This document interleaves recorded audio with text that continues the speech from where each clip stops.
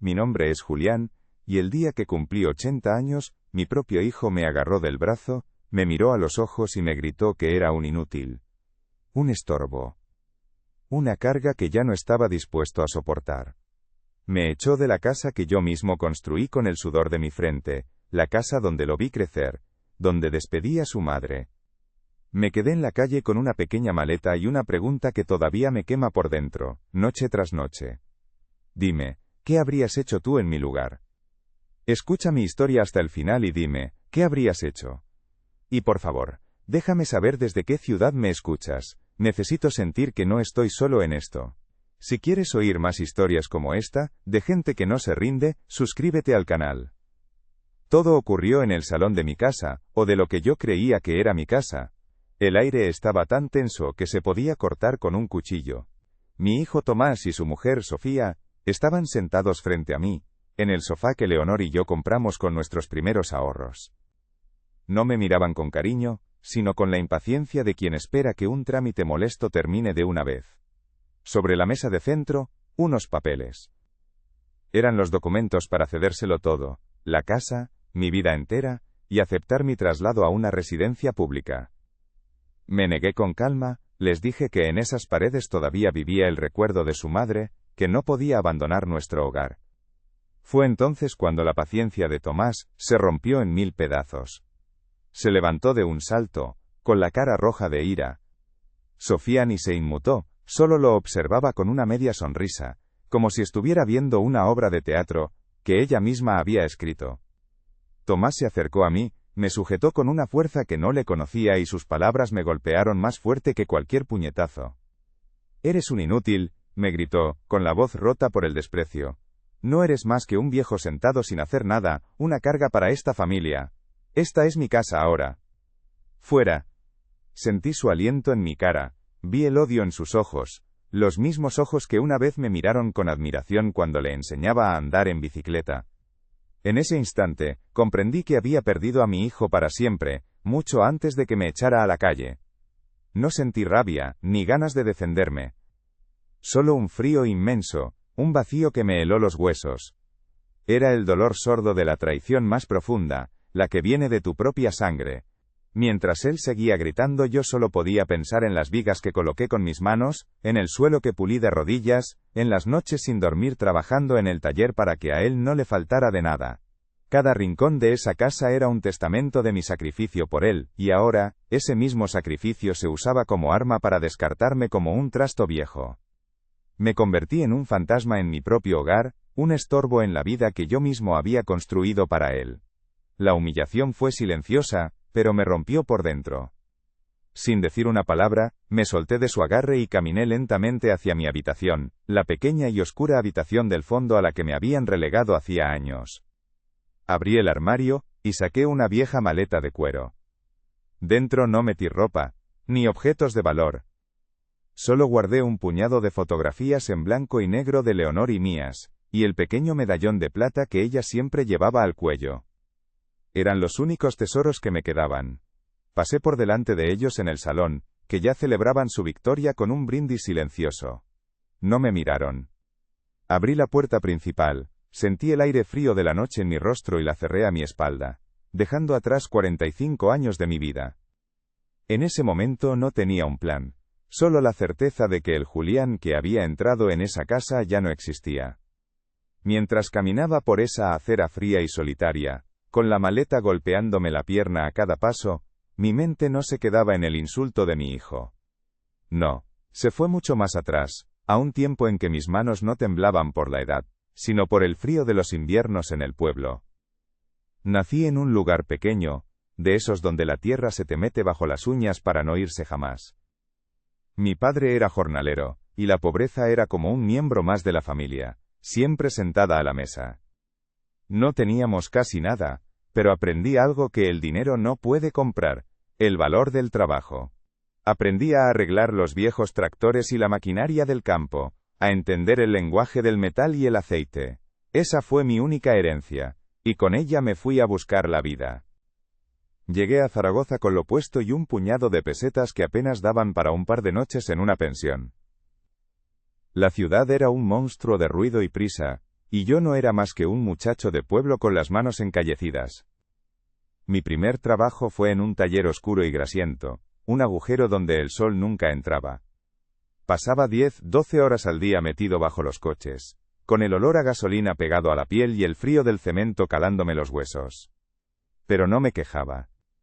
Cada tornillo que apretaba, cada motor que devolvía a la vida, era un paso más lejos de la miseria que había dejado atrás. Estaba construyendo algo, aunque en ese momento no supiera exactamente qué. Fue en esa época cuando conocí a Leonor. Ella trabajaba en una panadería cercana, y su sonrisa era lo único que lograba limpiar la grasa de mi alma al final del día. Era luz, era calor, era todo lo que a mi vida le faltaba. Nos enamoramos de una manera sencilla y honesta como se hacían las cosas antes. No teníamos lujos, nuestros paseos eran por el parque, y nuestros cines eran los bancos de la plaza. Le prometí que trabajaría tan duro, que un día le daría un hogar de verdad, un lugar donde no tuviéramos que contar las monedas para llegar a fin de mes. Ella solo me apretaba la mano y me decía, Julián, mi hogar eres tú. Pero yo quería darle más, siempre quise darle más. Cuando nació Tomás, sentí un peso en el pecho que era a la vez miedo, y un amor tan grande que dolía. Al sostenerlo en mis brazos por primera vez, tan pequeño y frágil, le hice una promesa silenciosa. Le juré que él no conocería el frío de un taller, que sus manos no se llenarían de callos y grasa. Él tendría estudios, una carrera, un trabajo de oficina con las manos limpias. Quería que su vida fuera todo lo que la mía no había sido. Ese fue mi motor, mi única obsesión. Por él, las jornadas de 12 horas se convirtieron en jornadas de 16. Por él, cada peseta que ganaba no era para mí, sino para una hucha que guardaba el futuro que yo le estaba construyendo. Los años pasaron volando, marcados por el ritmo del martillo y la llave inglesa. Ahorré cada céntimo, privándome de todo. Mientras otros hombres de mi edad se compraban un coche mejor, o salían a tomar algo los domingos, yo seguía con mi viejo Seat que tosía en cada esquina. Todo fue a parar a un terreno a las afueras, un pedazo de tierra que compré con el sudor de una década. Allí, ladrillo a ladrillo, levanté mi propio taller. Lo pinté de azul y blanco, y en el letrero con letras bien grandes puse, Talleres Sánchez. Era mi sueño hecho realidad, la base sobre la que se asentaría el futuro de mi hijo. Recuerdo perfectamente el día que Tomás terminó la universidad. Fue uno de los momentos de mayor orgullo de mi vida. Verlo con su título, con su traje, tan diferente a mí. Para celebrarlo, rompí la hucha de mis ahorros personales, la que guardaba para mis caprichos, y le compré un coche nuevo, uno de esos que brillaban bajo el sol. Él estaba feliz, por supuesto. Aceptó el regalo como algo natural. Mientras él se alejaba en su coche reluciente, yo volví a casa en mi viejo Seat, que ese día parecía más cansado que nunca. Pero no me importó. Ver su éxito era mi recompensa, o eso creía yo. Pronto, el letrero del taller cambió. Añadí 2 palabras que me llenaban el pecho de orgullo, hijo. Talleres Sánchez hijo. Le di un puesto de gerente, para que se encargara de los clientes, de los papeles, de las finanzas. Yo quería que él fuera la cara amable y educada del negocio, el hombre de despacho que yo nunca pude ser. Mientras tanto, yo seguía en el foso, con más de 60 años, cambiando aceites, reparando motores, haciendo el trabajo sucio y pesado. Él llegaba por la mañana con su camisa limpia y se iba por la tarde igual de impecable. Yo llegaba a casa oliendo a metal y a esfuerzo, y me sentía satisfecho. Leonor se preocupaba. Julián, estás trabajando demasiado, me decía por las noches mientras me curaba los cortes en las manos. Tomás ya es un hombre, debería ayudarte más en el taller. Yo le quitaba importancia. Le decía que cada uno tenía su papel, que él estaba usando la cabeza y yo los brazos, y que así funcionaba nuestro equipo. Pero en el fondo, sabía que ella tenía razón. Veía cómo Tomás se acostumbraba a dar órdenes, a manejar el dinero, a disfrutar de los beneficios, sin entender realmente de dónde venían. No entendía el sacrificio que había detrás de cada factura pagada, de cada cliente satisfecho. Para él, el taller era una máquina de hacer dinero que funcionaba sola. La vida que construimos era cómoda. Compramos la casa, esa misma casa de la que me acaban de echar, y la llenamos de muebles y de vida. Tomás nunca tuvo que preocuparse por una hipoteca o por si la nevera estaba llena. Leonor y yo nos encargamos de todo. Recuerdo sus cumpleaños de niño, fiestas sencillas en el jardín con sus amigos. Yo pasaba la semana anterior arreglando las bicicletas de todos los críos del barrio para que pudieran jugar. No le daba importancia, era mi manera de participar. Tomás abría sus regalos, soplaba las velas y yo lo miraba desde un rincón, con las manos sucias pero el corazón lleno. Cuando Leonor enfermó, todo se vino abajo. El cáncer se la llevó en poco más de un año que fue una lenta y dolorosa despedida. La luz de mi vida se fue apagando poco a poco, y con ella, una parte de mí.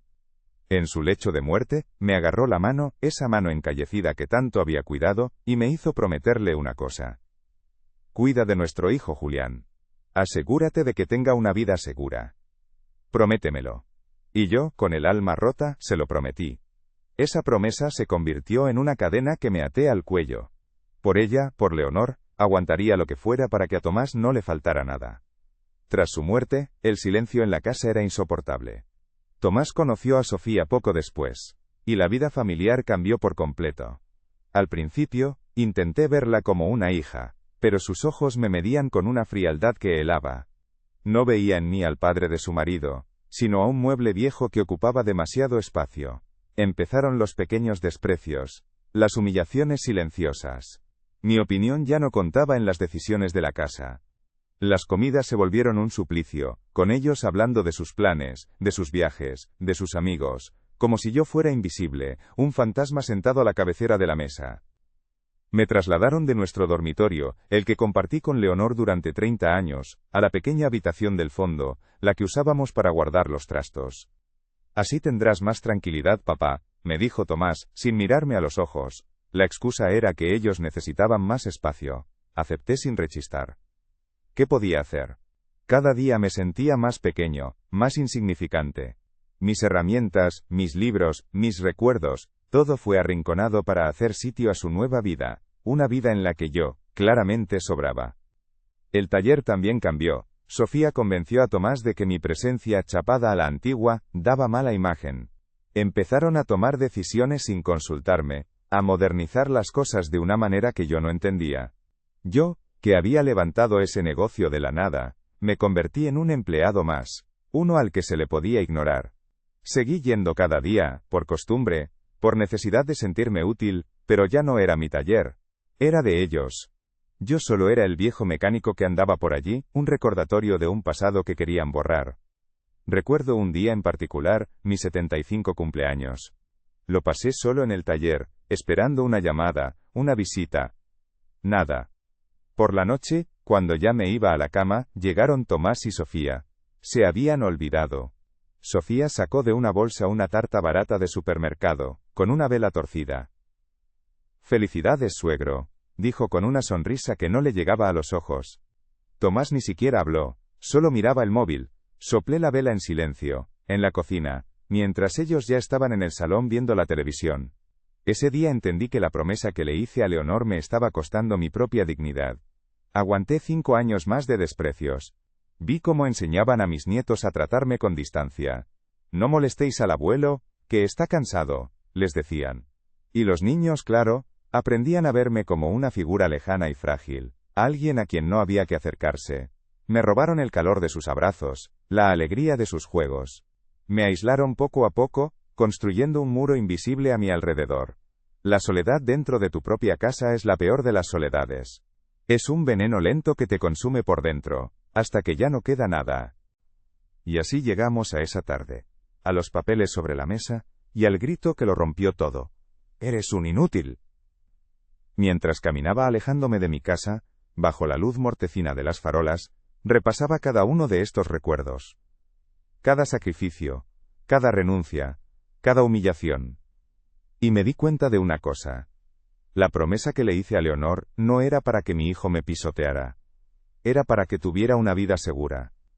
Pero él había confundido seguridad con derecho, y amor con servidumbre. Y en su arrogancia, en su prisa por deshacerse del viejo, había olvidado un pequeño detalle, un detalle fundamental. El negocio, la casa, todo, seguía estando a mi nombre. Mi hijo no se convirtió en un extraño de la noche a la mañana. La traición, como la herrumbre, es un proceso lento, que va corroyendo el metal poco a poco, sin que te des cuenta, hasta que un día todo se desmorona. El cambio verdadero empezó cuando Sofía entró en nuestras vidas. Al principio, era todo sonrisas y amabilidad, pero yo notaba algo en su mirada, una forma de calcular, de medirlo todo. Veía nuestra casa no como un hogar, sino como una propiedad. Me miraba a mí no como a un padre, sino como a un obstáculo, una pieza vieja en un tablero, que ella quería rediseñar a su gusto. Sus halagos a Tomás eran constantes, pero siempre llevaban un veneno oculto, una comparación velada conmigo. Le decía lo moderno que era él, lo anticuadas que eran mis ideas. Y mi hijo, sediento de aprobación, se lo bebía todo. El primer golpe real, el que me hizo entender que mi lugar en esa casa estaba siendo revocado, fue el traslado de mi dormitorio. Un día, llegué del taller y encontré mis cosas, las de Leonor y las mías, apiladas en cajas en el pasillo. Sofía, con una dulzura que me revolvió el estómago, me explicó que necesitaban el cuarto principal para hacer un despacho moderno para Tomás. Mi nuevo lugar sería el cuartito del fondo, el que usábamos para guardar las maletas viejas y la ropa de invierno. «Estarás más tranquilo aquí, suegro, sin tanto ruido», me dijo, como si me estuviera haciendo un favor. No protesté. Solo miré la puerta de mi habitación, donde aún estaba la muesca que marcaba la altura de Tomás cuando era un niño, y sentí que me estaban borrando. Ese cuartucho olía a cerrado, a naftalina y a recuerdos olvidados. La ventana daba a un patio interior oscuro y húmedo. Desde allí, empecé a escuchar la vida de la casa como un espectador. Oía sus risas en el salón, el sonido del televisor hasta tarde, las conversaciones sobre planes de los que yo ya no formaba parte, se convirtieron en una unidad sellada, un club privado al que yo ya no tenía acceso. Las cenas familiares, que antes eran el centro de nuestro día, se volvieron un trámite silencioso para mí. Ellos hablaban de sus amigos, de sus proyectos, de sus futuras vacaciones, a lugares de los que yo solo conocía el nombre. Yo comía en silencio, masticando la comida y la soledad, sintiéndome cada vez más como un fantasma en mi propia mesa. Luego vinieron los nietos. Cuando eran pequeños, yo era su héroe. Me pasaba horas en el suelo jugando con ellos a los coches, enseñándoles a hacer nudos, o contándoles las historias del pueblo. Pero Sofía empezó a sembrar la distancia. «Dejad tranquilo al abuelo, que está mayor y se cansa», les decía cada vez que se me acercaban corriendo.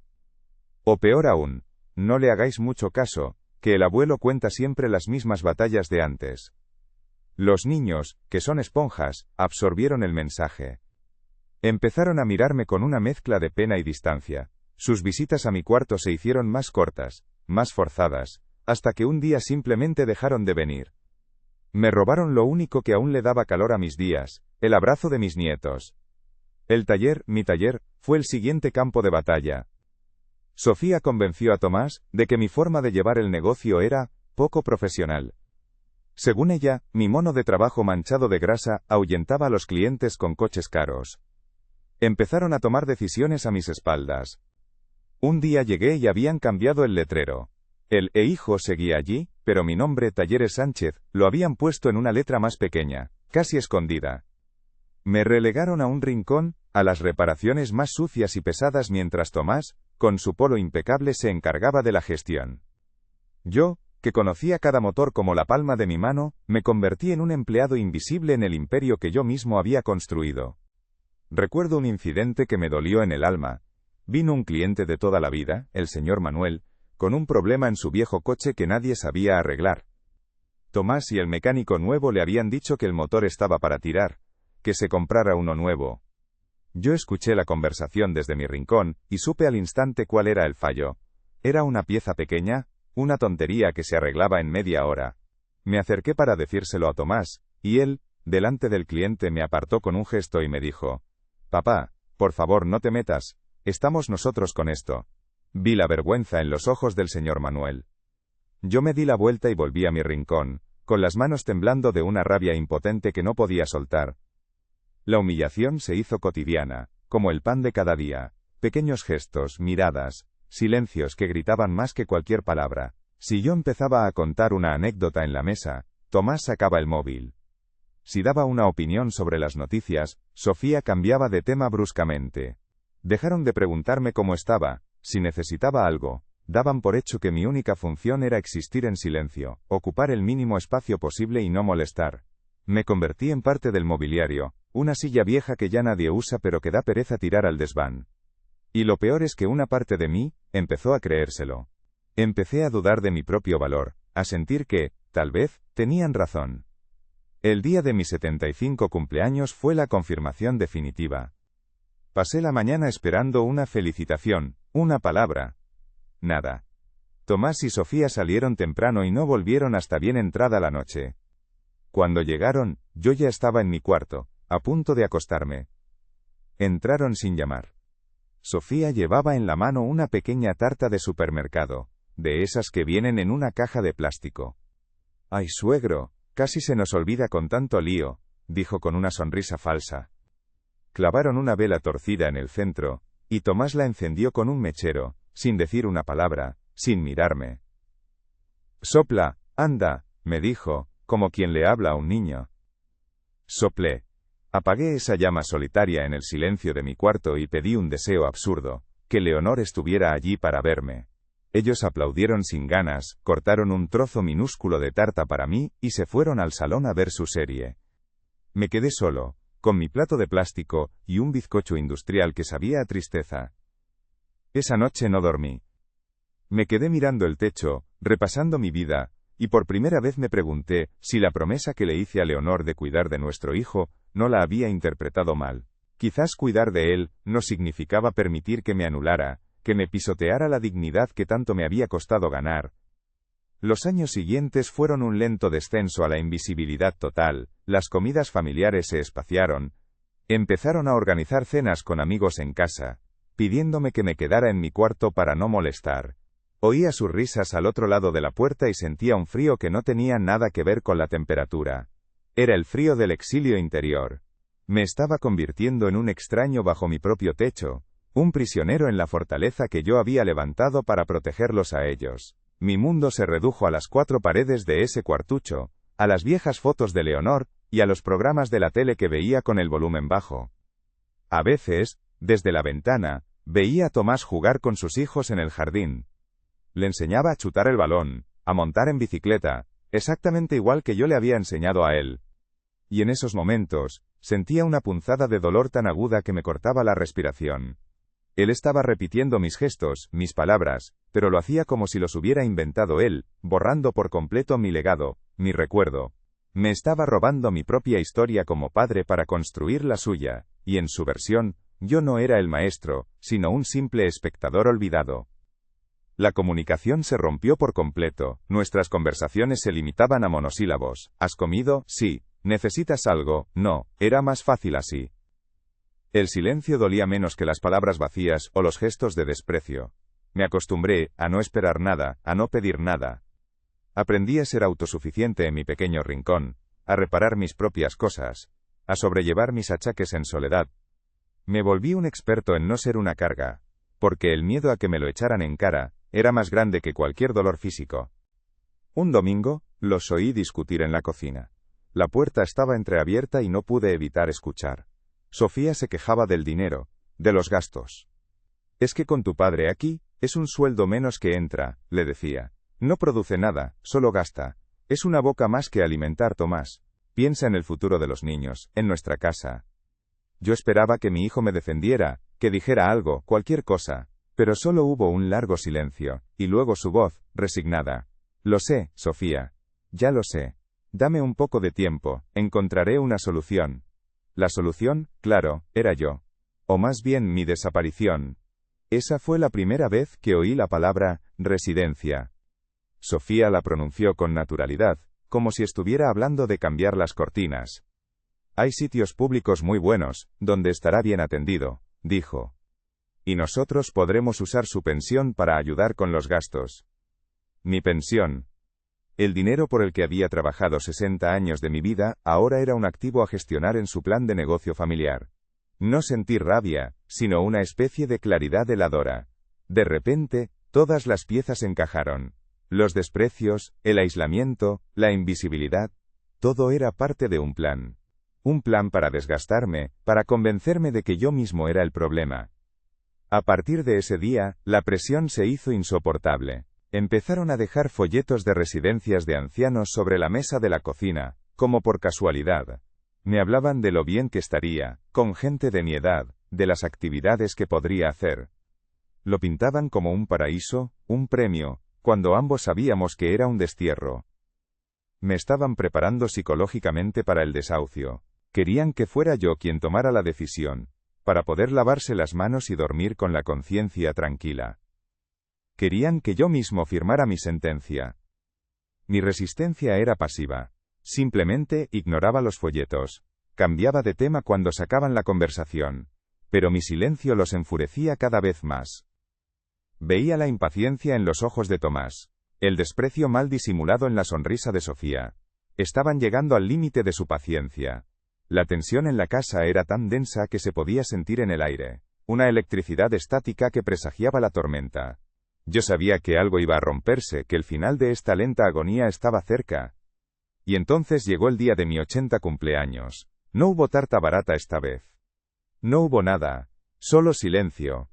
Pero por la tarde, me llamaron al salón. Estaban los dos sentados en el sofá. Serios, con una carpeta sobre la mesa. No eran folletos. Eran documentos legales. El papel de la cesión de la casa. El formulario de ingreso en la residencia. Me lo explicaron con una frialdad burocrática, como si estuvieran cerrando un trato. Y fue entonces cuando me negué. Con calma, con toda la dignidad que me quedaba, les dije que no. Que esa era la casa de Leonor, y que de allí no me movía. Esa negativa fue la chispa que prendió la pólvora. Fue el momento en que toda la frustración, la codicia y el desprecio que habían acumulado durante años explotaron en la cara de mi hijo. Se levantó, se acercó a mí, y vi en sus ojos no a mi Tomás sino a un extraño lleno de ira. Y fue entonces cuando gritó. Gritó esa palabra, inútil, que se me clavó en el pecho como un cuchillo de hielo. Y en ese instante, mientras su saliva me salpicaba la cara, comprendí que el abandono no había ocurrido ese día. Llevaba años ocurriendo, gota a gota, silencio a silencio, y yo por amor, por la promesa a su madre me había dejado ahogar. Pasé esa primera noche en un hostal barato cerca de la estación de autobuses, un lugar de paso para gente sin rumbo. Las sábanas olían a lejía y a la soledad de otros. Cada vez que cerraba los ojos veía la cara de Tomás deformada por la rabia y oía su grito, inútil. La palabra rebotaba en las paredes de mi cabeza, una y otra vez. Me senté en el borde de la cama, con mi pequeña maleta a los pies, y me miré las manos. Estas manos que habían levantado un negocio, construido una casa, acunado a un bebé, ¿eran las manos de un inútil? En la frialdad de esa habitación anónima, algo dentro de mí, algo que llevaba mucho tiempo dormido, empezó a despertar. Mi hijo, en su soberbia, había cometido un error garrafal. Él y su mujer me veían como un viejo chocho, un hombre de otra época que solo entendía de grasa y tornillos, no de números ni de leyes. Me veían como un mueble antiguo, pesado y difícil de mover, pero al fin y al cabo, un simple objeto. Se acostumbraron tanto a mi silencio, a mi pasividad, que olvidaron quién era yo en realidad. Olvidaron que el árbol que les daba sombra y frutos había sido plantado por mí, y que sus raíces, profundas y fuertes, seguían firmemente ancladas a mi nombre. Olvidaron el detalle más importante de todos, el que iba a cambiar el curso de sus vidas para siempre. No fue un plan premeditado, no soy un hombre de estrategias retorcidas, fue más bien una corazonada, una precaución nacida del amor y del miedo. Nació hace unos 15 años, poco después de que Leonor se fuera. Tomás, ya con Sofía a su lado, empezó a cambiar.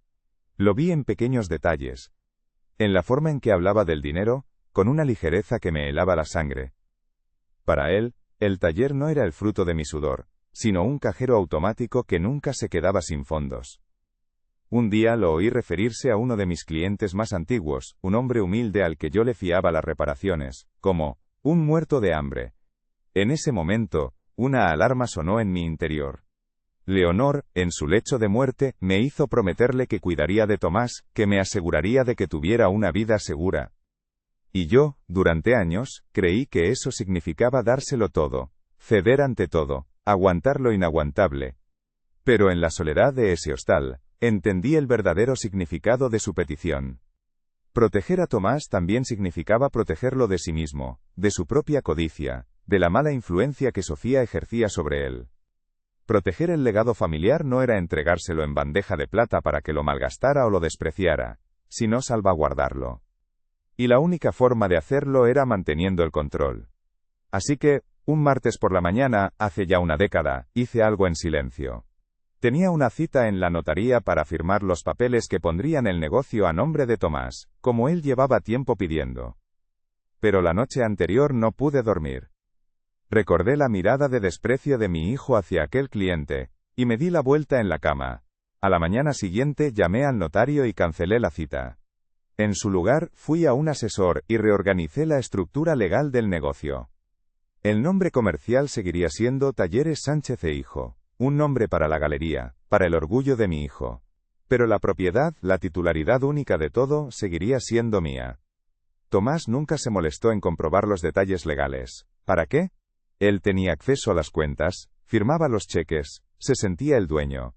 Su ego no necesitaba un papel que lo confirmara. Le bastaba con la apariencia, con el estatus. Él era el gerente, el jefe. Yo era solo el viejo mecánico que andaba por allí. Él y Sofía se reían de mi ropa manchada de grasa, de mis manos encallecidas, de mi forma anticuada de hablar. No podían imaginar que esas manos sucias habían firmado los documentos que los mantenían a flote, que esa mente anticuada había sido lo suficientemente lista como para proteger su futuro de su propia estupidez. Y no era solo el taller, la casa que yo levanté con mis propias manos en un terreno que pagué durante 20 años también estaba únicamente a mi nombre. Cada ladrillo, cada teja, cada metro cuadrado de ese jardín donde mis nietos ya no jugaban conmigo. Todo era mío. Ellos vivían allí como invitados, unos invitados que se habían olvidado de dar las gracias, y habían acabado por intentar echar al anfitrión a la calle. Me llamaron carga, mientras vivían bajo mi techo, comían de mi plato y planeaban su futuro con mi dinero. En la penumbra de esa habitación de hotel, empecé a hacer números en mi cabeza, como solía hacer de joven cuando calculaba el coste de una reparación complicada. El taller. El terreno sobre el que se asienta que cuando lo compré no valía nada, ahora está en un polígono industrial en plena expansión. Había recibido ofertas por él en el pasado, ofertas que Tomás me había instado a rechazar porque el negocio iba bien. Hice un cálculo rápido y conservador. Solo el terreno y el edificio del taller, vendiéndolos a precio de mercado, valían como poco 900.000 euros. Una cifra que mareaba. Una cifra construida con sudor y sacrificio. Luego, pensé en la casa. Un chalet de 4 habitaciones con un pequeño jardín, en un barrio tranquilo que se había revalorizado con los años. Recordaba lo que habían pagado los vecinos nuevos por una casa similar al final de la calle. Sumé mentalmente. Otros 400.000 euros, sin forzar mucho la venta. El corazón me empezó a latir con una fuerza que no sentía en años. No era por la emoción del dinero, sino por la bofetada de realidad que esos números representaban. El inútil, el estorbo, estaba sentado en una fortuna que ellos ni siquiera sospechaban. 900.000 euros del negocio, 400.000 de la casa. En total, 1.300.000 euros. Repetí la cifra en mi mente. 1.300.000. Era el valor tangible de mi vida de trabajo, el resultado de 60 años levantándome al amanecer, y acostándome con los huesos molidos. Y esa fortuna, esa vida entera, era lo que mi hijo había despreciado. Lo que había estado dispuesto a cambiar por la comodidad de no tener que aguantar a un viejo en un rincón de la casa. La ironía era tan amarga que casi me hizo reír. De repente, la imagen de mí mismo cambió. Ya no era el anciano desvalido y humillado que había salido con la cabeza gacha de su propia casa. No. Era un hombre rico. Un hombre con poder. Un hombre que tenía en su mano el futuro de las 2 personas que lo habían despreciado. El frío de la habitación del hostal empezó a disiparse, reemplazado por una claridad heladora, una determinación de acero que no había sentido desde que decidí dejar mi pueblo para buscarme la vida. El Julián que se había dejado pisotear había muerto esa noche. Ellos creían que me habían dejado en la calle, con una mano delante y otra detrás. Creían que mi único recurso sería una pensión miserable que, además, pensaban gestionar para sus propios gastos. ¡Qué equivocados estaban! En su ceguera, no vieron que el que se había quedado sin nada, no era yo. Eran ellos. Vivían en una casa que no era suya, dirigían un negocio que no les pertenecía, y disfrutaban de un nivel de vida basado en una mentira. Y yo, el inútil, tenía el poder de apagar el interruptor de esa mentira cuando quisiera. El dolor de la traición seguía ahí, en un rincón del alma, pero ya no me paralizaba. Se había transformado en otra cosa, en una fuerza tranquila y resuelta. No sentía ganas de venganza, no quería verlos sufrir, eso me habría puesto a su nivel. Lo que sentía era una necesidad imperiosa de justicia. Una justicia silenciosa, práctica y definitiva. La justicia del que recupera lo que es suyo, no para castigar, sino para poner las cosas en su sitio, para que la balanza que llevaba tanto tiempo desequilibrada, volviera a su posición natural. Ya no había espacio para la duda o la pena, mi hijo había tomado su decisión cuando me gritó y me puso en la calle, había elegido su camino. Ahora me tocaba a mí elegir el mío.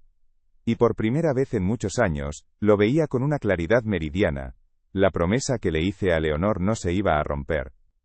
Iba a cumplirla, pero a mi manera. Iba a asegurar un futuro, sí, pero iba a ser mi futuro. El que yo me había ganado y el que ellos me habían intentado robar. Me levanté de la cama y me acerqué a la ventana. La ciudad empezaba a desperezarse. Las primeras luces del alba teñían el cielo de un gris esperanzador. Ya no veía un futuro de soledad en una residencia pública. Veía un horizonte lleno de posibilidades, un lienzo en blanco sobre el que podía pintar mis últimos años con los colores de la dignidad y el respeto por mí mismo. Saqué el móvil del bolsillo, un teléfono viejo que apenas usaba, y busqué un número que no había marcado en mucho tiempo, el de mi antiguo abogado, un hombre serio y de la vieja escuela, como yo. Sabía exactamente lo que iba a hacer, no habría gritos, ni discusiones, ni escenas dramáticas. Mi respuesta a su brutalidad no sería más brutalidad. Sería el silencio de un burofax, el silencio de una cuenta bancaria bloqueada, el silencio de un cartel de se vende, colgado en la verja de la casa que ellos creían suya. Mi justicia no sería un estruendo, sino un clic, el sonido de una cerradura cambiando de dueño. Y ese sonido, para ellos, sería más ensordecedor que cualquier grito. La llamada a mi abogado, Ricardo, fue como mover una pieza de dominó que sabía que haría caer todas las demás. No lo llamaba desde el funeral de Leonor. Su voz era la misma, grave y serena, la voz de un hombre que no se asusta por las tormentas de la vida. Le conté la historia sin adornos, con la misma crudeza con la que la había vivido la noche anterior. No hubo lágrimas, ni rabia en mi voz. Solo un cansancio profundo y una nueva determinación. Ricardo escuchó en silencio, sin interrumpir. Cuando terminé, solo me hizo una pregunta: ¿qué quieres hacer, Julián? Y yo, con una claridad que no había sentido en años, le respondí: quiero recuperar lo que es mío, Ricardo. Quiero recuperar mi vida. No era un plan de venganza. Era un plan de supervivencia. Era la única forma de asegurarme de que el hombre que me miraba desde el espejo del hostal no se convirtiera en el inútil que mi hijo veía. El primer paso fue el más doloroso, pero también el más necesario. En la notaría, con Ricardo a mi lado, firmé los papeles que disolvían el nombre comercial, Talleres Sánchez e Hijo. Cada letra de esa firma pesaba 1 tonelada, e hijo. Esas 2 palabras, que un día me llenaron de un orgullo tan grande que casi no me cabía en el pecho, se convirtieron en ceniza, con un simple trazo de mi pluma. Acto seguido, firmamos la orden para bloquear de inmediato el acceso de Tomás a todas las cuentas del negocio.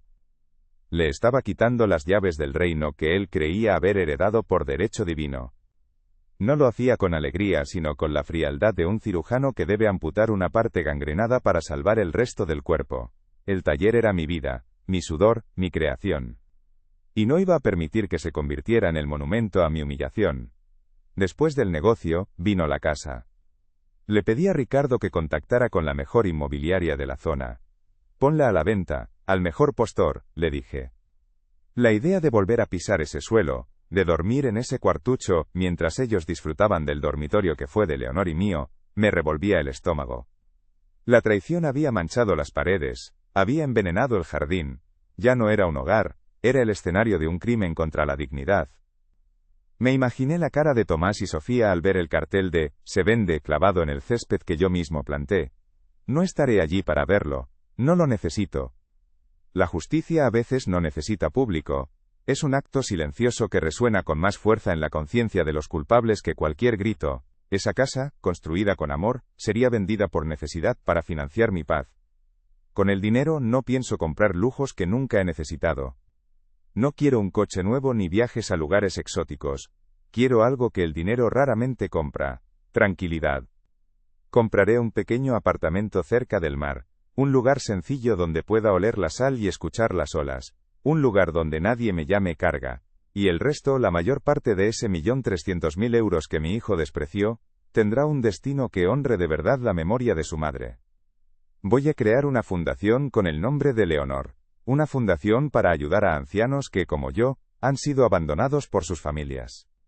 Mi dolor, mi humillación, se transformará en un refugio para otros.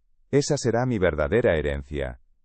No un negocio para un hijo ingrato, sino un legado de compasión en nombre de la mujer que me enseñó a amar. No sé qué será de Tomás y Sofía, y la verdad es que he decidido que ya no es mi problema.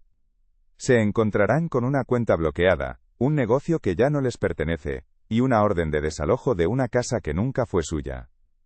Tendrán que empezar de cero, como yo lo hice a su edad, pero sin la dignidad del trabajo duro, solo con el peso de su propia codicia. Yo, mientras tanto, estaré en mi balcón, mirando el mar, con mis manos encallecidas pero con el alma limpia. Al final, mi hijo tenía razón en una cosa: el Julián que él conocía ya no era útil. No para él. Pero el trabajo de mi vida, el sudor de mi frente, resultó ser más útil de lo que nadie imaginaba. No para construir su comodidad, sino para comprar mi libertad.